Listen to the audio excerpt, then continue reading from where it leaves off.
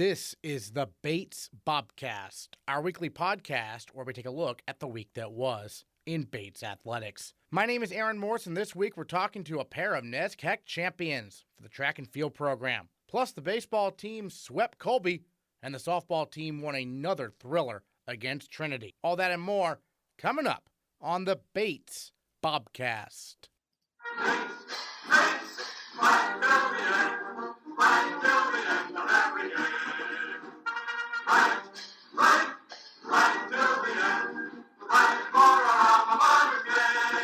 The men's lacrosse team defeated Colby for the fifth straight season on Wednesday, winning 14-12 at Garcelon Field. It was the final regular season home game for the Bates seniors, and we caught up with senior Andrew Small after the game. He scored 2 goals, dished out an assist, recorded 2 ground balls, and caused 2 turnovers in the win. I think the most important thing was we were just trying to rebound from Saturday. Obviously, we just wanted to play well, play our best. This time of year, you have to be playing your best because everyone you're playing is very good and playing hot. So that was a really hot team that we were just happy that we could come in and move the ball and be unselfish and make plays for our teammates. How special it is for the senior class never to have lost to Colby. Yeah, no, it feels great. That's always big. The CBB is always some pride. The state of Maine, you're always playing for it. We've had this year's just been really special and really great, and we're trying to ride it as long as possible. You touched on this, but what was the focus for the team after the rough game against Amherst the last couple of days in practice leading up to this short turnaround here? Yeah, so Monday night we probably had the best practice we've had, honestly, in my 4 years here. Just up and down. We want to just get back to the basics, get back to playing hard, wanting every ground on the ball, wanting to make every pass. Definitely very talkative and competitive with each other, pushing each other. That's really what it was all about, was making those little plays so that when we comes out to the game, we're ready for it and can make it happen. All right, Andrew Small, thanks so much. Thanks. The Bobcats fell in the NESCAC tournament quarterfinals to Amherst on Saturday, and the Bates men sport a 10-5 overall record and are ranked 16th in the country. All 5 of their losses have come against teams ranked among the top 7 in the country in this week's poll. The Bates women's lacrosse team fell to Colby in its regular season finale and to Middlebury in the NESCAC tournament quarterfinals. The Bobcat women have an overall record of 8-8 and are ranked 25th in the nation. Speaking of the NESCAC tournament, the Bates baseball team needs to at least split a doubleheader this Saturday at Bowdoin to qualify for the 4-team conference championship for the 3rd straight season. This comes on the heels of a big weekend that saw the Bobcats sweep the Colby College Mules in a 3-game series, outscoring Colby 26-5 along the way. On Saturday, Bates won 16-3. First-year Brian Gotti homered, and senior Justin White hit his first career home run in the victory. Then senior Justin Foley pitched a complete game shutout in Game 1 of Sunday's doubleheader, as Bates won 3-0. The Bobcats took Game 2 as well, this time by a count of 7-2. Foley, a 2-sport athlete at Bates, joined the Bobcast to talk about his outing and the season so far. Justin Foley with us here on the Bobcast. And Justin, your first career collegiate complete game, at least, there against Colby. What was clicking so well for you out there on the mound, 7 innings and shutting them out? Really just locating fastballs and keeping the ball off speed, some breaking balls and stuff. I worked with Jack. The guys behind me made a bunch of plays, and we had a nice inning there. We got 3 runs, and that's all we needed. Sure, and for you, control seems to be the name of the game, right? You don't walk very many guys. How do you approach that out there on the mound each day? Well, I just think about getting ahead. Starts with the first pitch. Obviously, you want to get a strike, and then just stay ahead, and then just put the guy away. Don't give him a chance. No free bases, because in my experience, those have always came back to haunt me. Gotcha. And then, for the team itself, pretty exciting season, right? It comes down to this weekend kind of at Bowdoin for a spot in the NESCAC tournament. What are your thoughts on the way the season's gone so far, it being your senior year? Yeah, we're really clicking. This is, I think, our best record above 500 that we've had in my 4 years, or my 4th year now. And everyone gets along really well. We got some good chemistry going on. We're playing good baseball at the right time now. We got to win 1 out of 2 by on paper against Bowdoin, but obviously we want to go for both. Sure. That'd be good momentum heading into the tournament. But we want to win the games in between. We got USM coming up, probably St. Joe's. I think will be rescheduled. Mm-hmm. Those are both good teams. They're usually in the regional, and that's our goal. We got to the tournament before, and that's the taste. But we want to change that up and get a couple victories. Certainly, and for you, I mean, how have you seen yourself develop as a pitcher since you were a first here? Because you've pitched, a fair amount each season, and now this year, obviously, being one of the weekend starters. But how have you seen your growth kind of take place here at Bates? So, out of high school, I was always a starter, and then coming to Bates, I didn't necessarily start my first couple years, and it wasn't necessarily frustrating because, like, Coach Leonard the first year, and then Martin, they've always given me opportunities to pitch. It's because I throw strikes. So it's more like they get in a jam, they feel comfortable that I can go in there and just like put out the fire, I guess, or something, just so calm it down a little bit. First, it was all right, but I don't necessarily like not knowing exactly when I'm going to pitch. Right. But I do love coming in the big spot, like a bases loaded, no outs type of thing, like see what you can do. I enjoyed that. But I really like having full control of the game, like from the first pitch. Like every time I go out there, I want to pitch all 9 innings or however long the game is. And anything short of that, I mean, obviously it's a team effort, and but that's what I set my goal is every time I go out there. For sure. And how about the chance to play in the Futures League this over the summer? I understand you were playing against some guys who are on your team like Jack and Nolan. How'd that go? The Futures League is awesome. I started playing and coming in my first year out of high school, and that definitely helped me get ready for college. Like, because all the guys, there's a couple of D1 from D1 to D3 scattered around, and they're all good players. It helped me figure out what I need to do to get college guys out, and that is be able to locate multiple pitches at all, like on command. Yeah.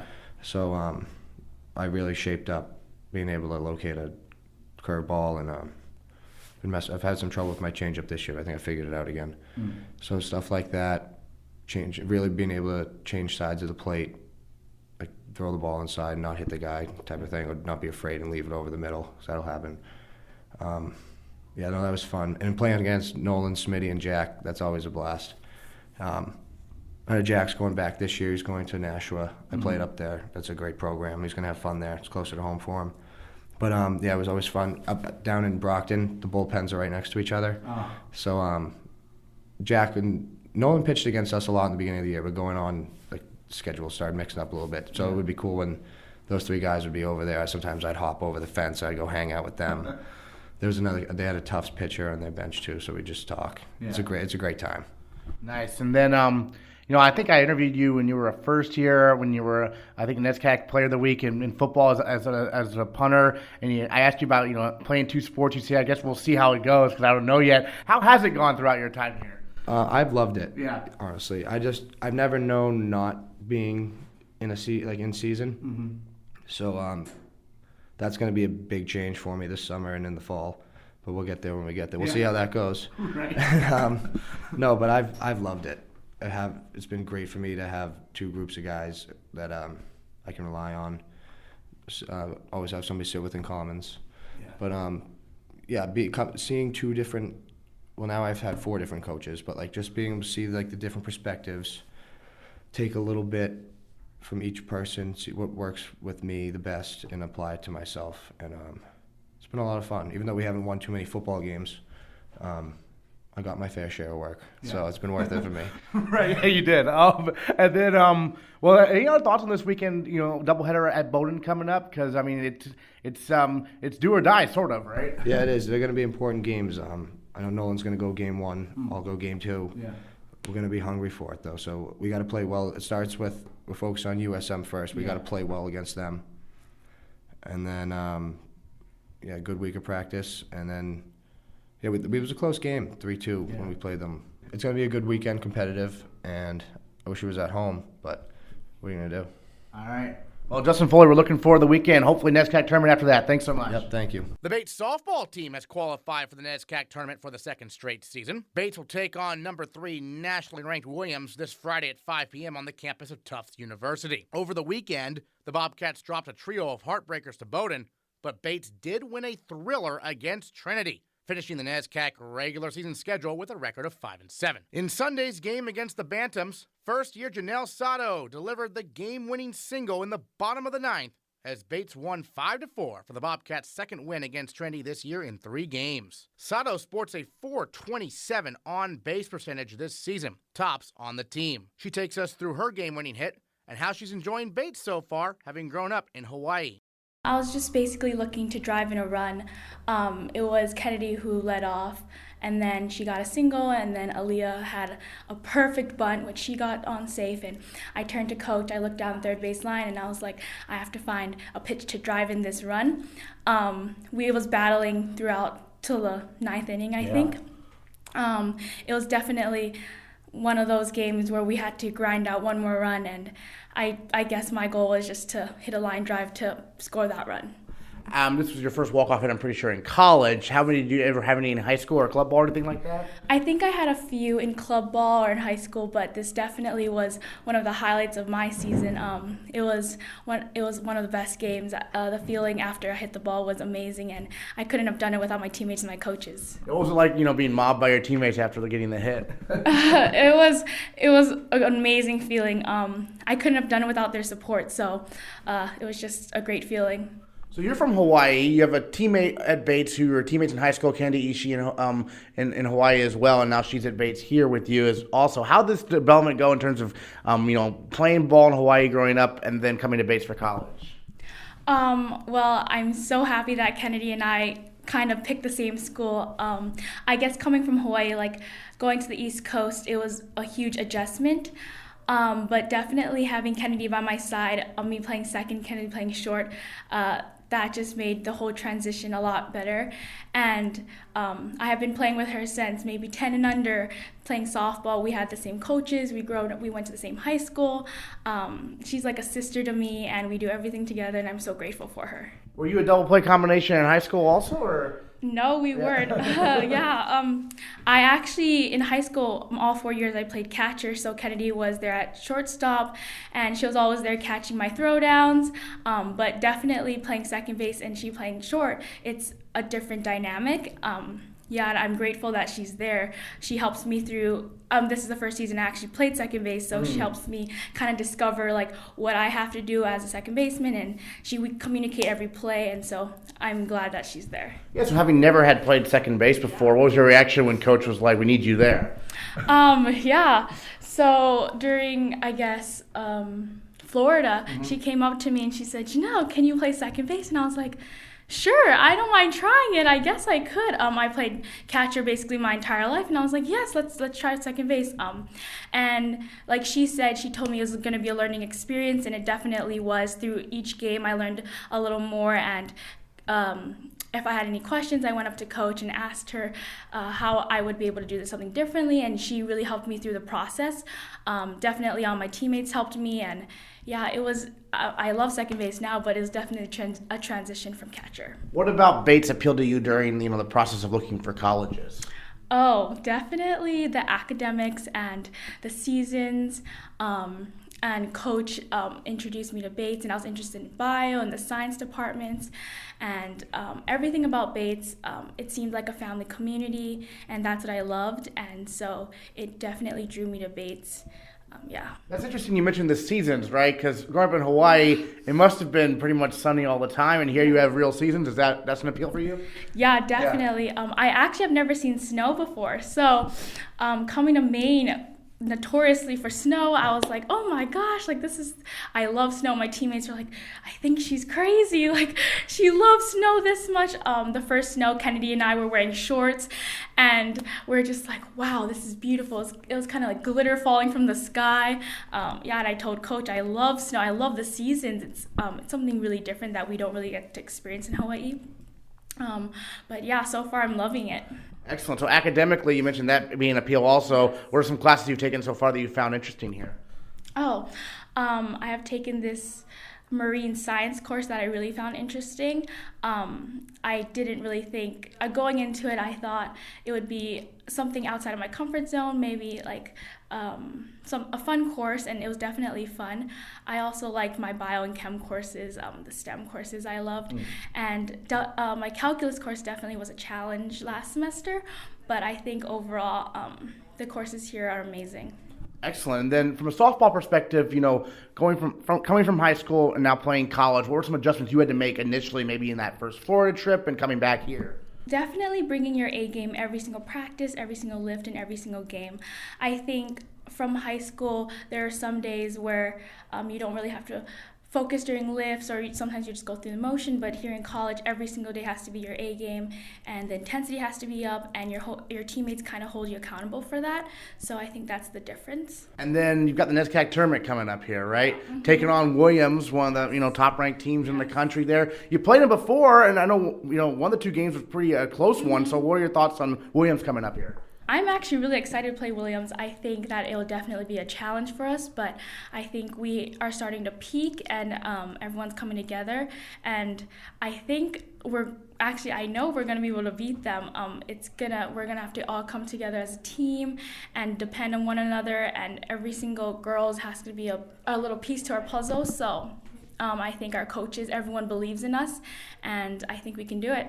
In rainy conditions at Middlebury, the Bates track and field teams both finished 5th at the NESCAC Championships on Saturday. Each team produced a NESCAC champion, with sophomore Zach Smith winning the men's javelin and senior captain Ayden Eickhoff winning the women's 800-meter run. After taking 3rd last season as a first year, Smith weathered the weather to take 1st this time around, and he placed 4th in the discus. And he is our male Bobcat of the week. So to start, the day was less than ideal with the rain and the weather, but with the jav, it's kind of nice because you're not directly in the mud the whole time. On the runway, kind of makes it a little easier because the runway isn't muddy. So once you get past that, it's really a matter of who can keep their mark. It's kind of hard to PR in that weather, and I was able to do that, and that was enough. Right, so it was not a PR, but it seems like maybe some of the distances were just kind of down in general, and so you're able to step into that void a little bit? Yeah, my PR was, I said it last year, and that's 55 meters 66, and so at NESCACs I threw 52.99, which is a little less, but still for this year I've been pretty consistent around that number, so hopefully we can jump back up and get a big one out there. Sure. So in terms of, was there a lot of waiting around after your throw to see if you were going to win and kind of hold on, or how did that process go? Well, the eventual winning throw happened. It was my second throw out of 6. Yeah. So the whole time it was kind of nerve-wracking because there's a lot of good throwers out there. Yeah. And any one of them could have beat me at that point, but I think it was the weather that really held people back. Ideally, I would want to improve the throw, but I didn't get to do that, but it was enough. Well, it's interesting because last year you were top 3 at NESCACs also, right? It seems like the NESCAC Championships is the right time of year for you, or how do you think it's been going, kind of? It's just big meets. I like big meets, and it's fun to compete in these. Last year, I came in 3rd. I threw 168, so similar to what I threw this year. This year, it was the weather definitely knocked the numbers down. Gotcha. Okay, so you're a sophomore from Waterville, so how did you decide to come down the road here to Bates for college? So there's a throwing clinic we run every year, and my junior year of high school came down here, and I was just throwing. I remember Tyler was here, and they're all coaching us up. And Fresh came up to my coach in high school and said, "Can I get that kid's numbers?" And so that really opened the door. So then I came for an overnight and talked to Fresh a lot, and D-Ray had me on an overnight. And then I applied early decision 1 and got in. Well, you touched on D-Ray. I mean, you also throw the discus at an event he threw, and so had a pretty good result there as well. How do you balance the training? Because it's obviously very different mechanics. Well, it's actually a lot easier than you'd think because for the javelin, it's pretty hard on the arm, so we can really only do it 2 times per week. So that opens all the other times and even morning practice at any other need we have. So it's the jab, there's limited opportunities, so you're able to do the discus maybe when you're not doing the jab, kind of? Yeah, and in the regular season, when I have a lot more events with hammer and shot sometimes, it helps to, it'd be great to throw jab all the time, but you want to be ready for the meet, and you want your arm to be feeling good, so we can't overdo it. Right. Yeah. So when did you start throwing javelin growing up? My freshman year of high school. Yeah. I was looking for a way out of baseball. I didn't like it that much.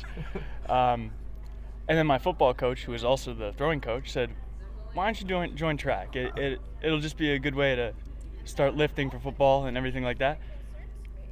And then my freshman year, I threw 141 in the javelin, and I was like, there might be something to this. When did you decide you wanted to maybe possibly throw in college as well? Every year in high school, I increased my number, and something about that was just really cool. And just almost immediately sophomore year, junior year, somewhere in there, I wanted to keep doing that. And then senior year, when the opportunity for Bates came around and Coach Fresh was like, yeah, we'd love to have you, it was a no-brainer for me.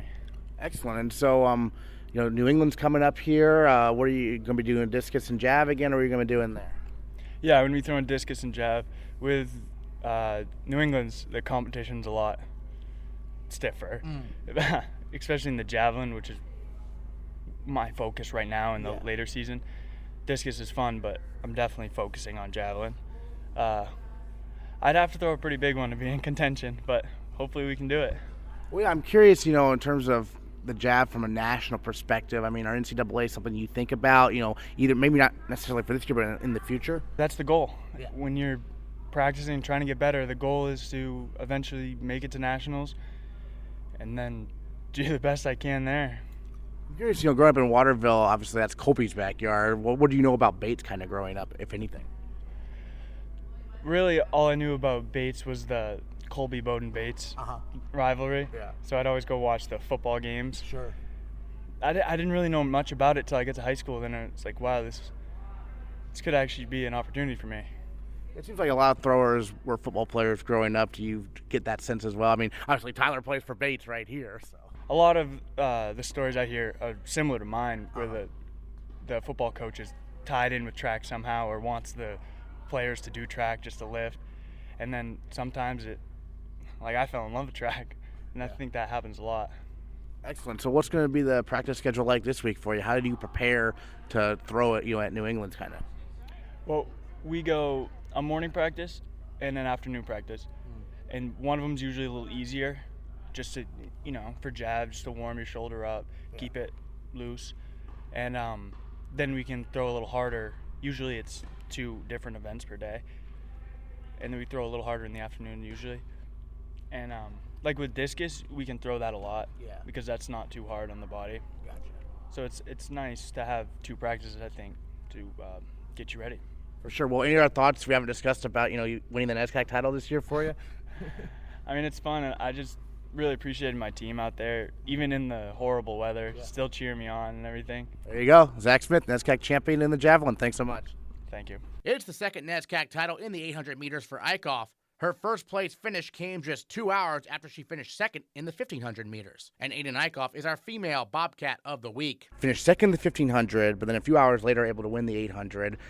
First, tell me a little bit about what you do between those 2 races to kind of keep yourself loose and ready, but not wear yourself out or anything. Yeah, definitely. So pretty much immediately you just have to put on your layers, go back inside. I did a cool down couple laps around the indoor track. With this much time between races, it really wasn't possible to have a meal or anything, so just a couple snacks, some Gatorade, just to get something in your stomach before you're about to race again.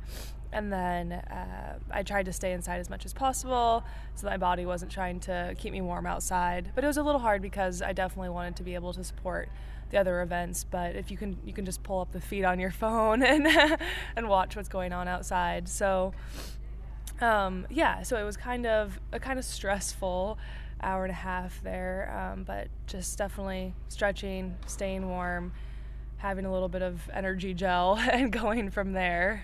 Yeah, the weather, I understand, not ideal. Take us through the weather conditions and how you deal with that. Yeah, it was terrible. It was truly terrible. Thankfully, by about 9:30, 10, there wasn't rain anymore, but it still was just a pretty frigid day. Low 40s, 20-mile-an-hour wind right at you on the backstretch. And especially for the races that had to deal with that multiple times, you could definitely tell it took a toll by the end, with girls, after battling the wind for a couple laps, really just not having that kick on the final stretch that they would have. In the 1500, I definitely felt just everything was just kind of cold and pretty tight, so I wasn't able to really feel like I had a lot left at the end. Going into the 800, I knew I was going to deal with that again, but at the same time, everyone is dealing with these conditions. So I tried to be strategic. There's a couple girls who went out pretty fast in the 800, so I stayed behind them for the backstretch, hoping that would take away some of that wind from me. And then for the 800, I was able to outkick people at the end, but yes, the wind definitely played a large role in this meet. Well, it's safe to say no one was setting PRs on this afternoon. Exactly. And you could tell pretty much everyone from their heat sheets going into it, I would say, was, for some of the longer events, several seconds off of where they would want to be. And also, when we get to these championship meets, people are wanting to PR and wanting to sort of put their training to test, and it really just wasn't the day for it. So going into it, I'd hoped to really get a solid 1500 time and then just see what was left in the 800, and I had to change a lot of those expectations once I got there and said, this just won't be possible today. Is it good? Is it nice to have that Williams runner to, kind of have your eye on her kind of the whole time? Because for those who don't know, Ayden, you finished second to her in the 1500, but then beat her in the 800. How did that dynamic kind of work? Yeah, so Anna and I have seen each other at a lot of races over the years, most recently at Nationals in the indoor 800. And then the year before at the indoor 800. So we definitely have been at a lot of these meets, finishing very, very close to each other. She is so nice, and just getting to talk to her before and after the races about what we're doing for the day, how we feel about the race. It's been great, but it definitely is really nice to have someone that okay, if she's a little bit ahead of me, like I've run with her before, I can be up there. And I assume that she feels the same about me when I'm going out ahead. So, yeah, it's been nice to have her as a gauge. Well, as one of the captains on the team, it must be nice to see the team get a top 5 finish. I know last year a little bit further down for the team as a whole. This year it seems like back in that top 5 there. Yeah, no, that was really nice, and it's something that we weren't necessarily sure of throughout the day. A lot of our points kind of came later on, and as Jay went over in our meeting, it was a lot of those sort of 6th, 7th, 8th places that really added up for us. And yeah, beating Hamilton by half a point was just like the cherry on top of the day. But yeah, certainly, we definitely, as you said, really no one was having great days. People had good times, which for the conditions were probably stellar performances, but they just didn't quite look like that on paper. So a lot of those performances really helped us in the end. We often talk about difference between outdoor, indoors. Obviously, conditions is the main one. But in terms of the level of competition, in terms of the teams you're dealing with, I know New England's is going to be, at least on the men's side, Zach was saying, just like tons of talent coming in, and NESCAC and then beyond. What's it like on the women's side? Yeah, it's the same. NESCAC is very, very strong for what we do, but then there's always people from the larger D3 meets that come in. We have MIT join us. We have WPI come join us. And so definitely more competition. You'll just see more heats that are stronger across the board. But that being said, NESCAC is one of the top, like the most competitive. Mm-hmm. So it will, fortunately, it will feel like we've already kind of competed with a lot of these people. Sure. And then what races are you doing this weekend then? Is it the same races or different ones? Nope, I'm doing the 800, and then later in the day I'll do the 4x8. 4x8, okay. Yep. So no 1500 this week. Correct. Gotcha, okay. So with the 4x8, that's obviously a fun one because relays, any idea who's part of that relay team, or is it still kind of being worked together? Yeah, I think it is still kind of being worked together, and it'll depend on how the day goes for a lot of people. I believe it is Mary, me, and Sarah. So, yeah, a group of girls who have had a lot of experience in a 4x8 setting and also a relay setting in an 800 setting. So I think it'll go really well. Well, thoughts on another NESCAC title for you in the 800 there? Yeah, I definitely was very happy to be able to pull that off and get the points for our team that we needed. really just did come on a day where I had different expectations. So it was great that happened, but I also was then facing, oh, well, this day, I didn't get the times I wanted. So, I mean, it just, as I said, just really changed the expectations for me, but still a great day overall. Sounds good. Ayden Eickhoff, Female Bobcat of the Week. Thanks so much. Thank you. The Bates rowing teams hosted the 23rd edition of the President's Cup on Sunday, welcoming Colby, Bowdoin, and the University of Maine to the Chiquina Boathouse in Greene. The Bobcats won the Cup for the 11th straight year, and we caught up with two of Bates' captains, senior Trevor Fry for the men and senior Claudia Glickman for the women, both of whom raced in their respective second varsity 8 boats to talk about the experience of hosting the President's Cup. It's just always really fun to be at our own boathouse and to have everyone from the Bates community be able to come and watch us row, which is something really special and really rare. And just for them to experience the boathouse and see what we actually do is a really exciting thing. And then also to be with Bowdoin and Colby, it definitely has a community feel to it that other races don't, just because we are the only 3, and then Maine was there, but the 3 main main schools with rowing teams. And it's fun to get together, and we all have our barbecue together and hang out, and just a lot of good people in one spot. It's always really nice. And Trevor, I know you're both seniors, but Trevor, what was this experience like maybe compared to previous years? Always a fun time, though, I imagine.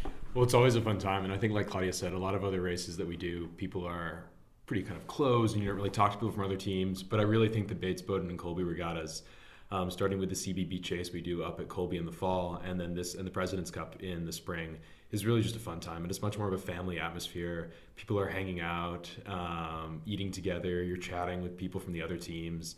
The racing is fast and it's definitely competitive, but it's so much fun to kind of share the main rowing tradition. And like Claudia said, to have all of your friends come out and see what you do really means a lot for us. And it meant a lot that my 3 roommates were able to make it out and come out to see me row, because it's definitely something that people don't really get to see. It's not like we get to row in the puddle, which would definitely be kind of fun. Right. Claudia, I mean, you're both captains, but Claudia, I'll start with you. What's the experience been like being a captain so far? It's one of the biggest honors I've ever had, just because the people above me, when I was a freshman, I came in, I walked onto the team, and the captains were 2 of the sweetest, most welcoming and supportive people I know. And so was that whole senior class and juniors and sophomores and everyone above me. And to move through the program and be able to represent my team as captain is something that means the world to me. And I hope that I'm fulfilling the role the way the captains of my freshman year and sophomore and junior year did. And I'm someone that people feel supported by and someone they can look up to. It means a lot. How do you see it, Trevor, being one of the captains? I mean, you two kind of came in, you were, I think, in the novice boat as a first year, second varsity 8, and captain now. Like Claudia said, it's been a real honor, and it's also been a lot of work this year. We graduated a lot of seniors with the amazing class of 2018. I think 23 on both sides of the boathouse, if I'm getting that correct, and 9 on the men's side.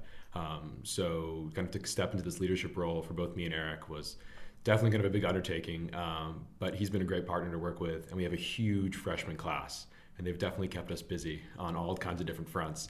But it's been really fun. It's been an honor. I've always been setting a good example, but it's been really fun, and they're really kind of showing their speed right now, which I hope is partially because of what Eric and I have done throughout the season, but we'll see. We're really looking forward to New England this coming weekend. Well, you mentioned your co-captain, Eric Jordan. I think Peter Seenstra said on a previous episode of the Bobcast, you two have very different personalities, but it works, doesn't it? We do have very different personalities, yeah. Eric is not always the most verbose person, but I think he's a truly kind individual and an amazing leader for the team, and somebody that I've really enjoyed getting to know better this year, and I think he represents Bates rowing kind of to the fullest extent. Claudia, you mentioned you walked on as a first year, so what was that process like? How you decided you want to come to Bates in the first place, and how you decided you want to join the rowing team? So I went to a small sort of conservative private high school, and after 4 years there and 2 years in the middle school, I was very much ready to get out. And when I was looking for colleges, wanted something that I saw as sort of antithetical to my high school experience. So I found Bates that way, and through an exchange I did at the Putney School in Vermont. And so I knew right away that Bates seemed like a place that I would love, and it has been. It's been everything and more. And I started rowing at a summer program the summer before my sophomore year of high school. And then I found a club near my home and did it very recreationally there on a club where I was the youngest by probably 30 years or so. And I never had a coach. I never raced. I never erged. I just went out in small boats with, nice older people who talked me through it and were very, patient and kind. But without any like scores or racing experience or competitive experience at all, I had nothing to, be recruited by. And I didn't even look for a rowing program when I was deciding on colleges. I just looked at the college as a whole and always thought in the back of my mind it would be really fun to be able to row. So when I got to Bates, I met someone who also was considering walking onto the team. She had never rowed before at all, so we decided to go to the orientation meeting together. And after hearing that it was 4 to 7 every afternoon was the practice commitment, she said, "You know what? That's just not for me." But I really appreciate her giving me the courage to go to the meeting because I stuck with it, and it was the greatest choice I made. Did you know you were walking onto a national championship type team? I actually had no idea. And I think it was something crazy to fall into like this and to just come to Bates because I love Bates and walk onto a team that happened to be the best of Division III is just an extra bonus and made Bates that much more special. Excellent. And Trevor, what's your background when it comes to rowing? How do you decide Bates was the place for you? Yeah, of course. So I played lacrosse up to about 8th grade and then was pretty done getting hit by sticks. I still love watching the sport. It's so much fun. Yeah. But I live at a boarding school in Massachusetts, and my next door neighbor was actually the director of the rowing program, and had always told me ever since I was about 9 years old that I should really try it out. So finally, come freshman year, I decided to take his heat, and I got in a boat, and kind of the rest was history. And I went to a school where the vast majority of the graduating senior class would all go on to D1 colleges. Of the 9 seniors that I graduated with from that program, I had friends at Dartmouth, Columbia, University of Washington, California, and I was the only one. And one other person and I came to a D3 school. Actually, both came to Bates. But those are very conscious decisions. I really wanted to go to a school where I was going to be a student first and an athlete second. And got it down, did the recruiting process, got it down to a couple schools. And traditionally, people from my high school who had kind of gone to D3 programs ended up at kind of the Trinity and Williams. But I just didn't love the two programs and just kind of came to Bates, did the overnight, and something with the river, something with the boathouse, something with Coach Steenstra just kind of clicked. And I walked away from my overnight with the rowing team and called the assistant coach the next day saying that I was all in. So it was a pretty easy decision after that. And that was before the new boathouse, right? That was before the new boathouse. And I made the decision right as the Bates men were entering in their first season of winning New England's and making kind of history in 2015. So to hear that and kind of get the emails from the assistant coach and hear about all the success they were having was really exciting. So I think I made the right decision. I definitely joined the program at the right time. Well, then you also said all your friends went D1. So last year's IRAs must have been extra special to compete against those type of schools. It was really fun. And of the 9 seniors that I graduated with, there are only 2 of us left. It's me and a guy at Cornell. So everybody else has quit for a variety of different reasons. But I take kind of a point of pride that I'm kind of one of the only ones left. But it was very fun to see my friend at Cornell, a friend who is rowing at Cal right now. And yeah, the IRA experience was just incredible. I could go on and talk about that for the next hour. But it was truly an honor to get invited and to qualify and then to go. And to really, it was us that everybody was looking at. I mean, we parked our trailer next to Harvard and Cal, and you had all the 6'5" Harvard rowers kind of looking at us and thinking like, who's Bates? But everybody was so gracious and kind, and I mean, we really couldn't have had a better time. We would have loved to have had our final race, right. But it was a wonderful experience, and I definitely think the team is hungry to go back. Yeah. And Claudia, he touched on that fact that a lot of his friends, quit rowing eventually because it's a grind, right? How have you been able to, get through it your 4 years here, as a senior now, one of the captains, because someone who hadn't really done this in a formal setting, as you mentioned before? I think that's a hard question and something that a lot of people ask why we get up in the morning, why we row through ice and wind and rain, and what makes me keep doing it. And I think that, there's something really special about the sport itself. And I think when I get in a boat, a lot of times everything else goes out the window. Or if I had stuffy nose before I started. I get off the water and somehow I'm cured. And I just feel like a lot of times it's like the solution to all my problems is just to be rowing and to be outside and be with people in a boat. So I think just loving what I do always gets me through it. But in addition to that, and something that's even more true for a lot of people, is that there's something really special about Bates rowing. From our coaches to our team, our coxswains, to the people who come to every practice who can't get in a boat. Just from the bottom up and the top down, it's a group of really, really special people who will do anything for each other on and off the water. And that's always been really palpable and inspirational. And even at the worst of times, if I don't feel like rowing for me, like I want to row for a lot of other people. And that'll push you through a lot of things you didn't think you could push yourself through. Excellent. Claudia Glickman and Trevor Fry, thanks so much. Thank you. Next time on the Bates Bobcast, we'll recap how the softball team fares in the NESCAC tournament, and we'll recap the baseball team's big doubleheader Saturday at Bowdoin. Plus, a look back at New England Championships for both track and field and rowing. All that and more next time on the Bates Bobcast. Bates, my